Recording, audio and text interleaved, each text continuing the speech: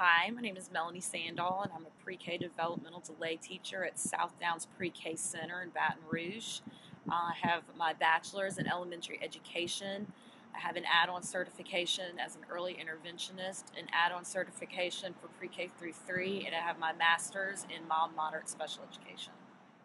So my job, I teach what's called a developmental delay class. I have 11 students, and they all vary from differing disabilities. I have 2 with Down syndrome, 2 with cerebral palsy, 1 with a traumatic brain injury, and then the other ones have global kind of developmental delays without a specific diagnosis. Basically what I do is, as a pre-K teacher, I focus on the entire developmental child, not necessarily just the subject. So we work with gross motor, fine motor, language skills, adaptive skills such as like self-care. We also address cognitive skills as well. Kids with Down syndrome, they actually are very widespread in their abilities. So some might be more high functioning, some might be more low functioning. So you may have a student with Down syndrome who's the same age, but is another student, but their developmental skills are completely different from each other. My class is not an inclusion class. I have taught inclusion classes in the past. It just depends on different parishes or different states and how they do their things. When I taught in Ascension, every child with a disability in the pre-K level had to be in a class with typical students, no matter what their disability. But after pre-K, they would kind of go into their more inclusive classrooms.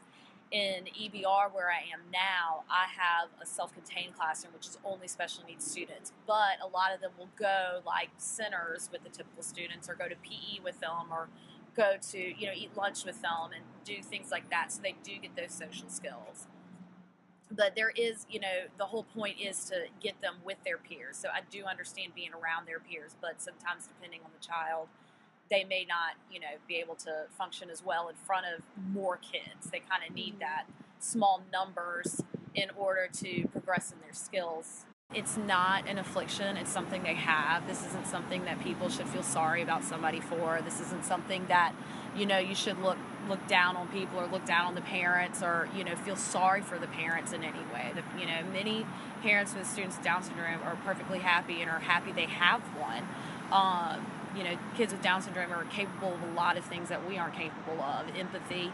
They're very empathetic. They love being around people. They're very loving and affectionate and things like that. They don't really see judgment. They don't really look at people like they're bad, or they don't judge people based on silly things that typical kids do.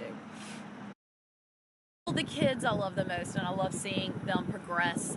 And it's pretty funny how little not how little it progresses, but how little things really progress. One of my little girls with Down syndrome this year screamed "hey" today, and that's the first time I've heard her talk above a whisper, and I had her last year as well.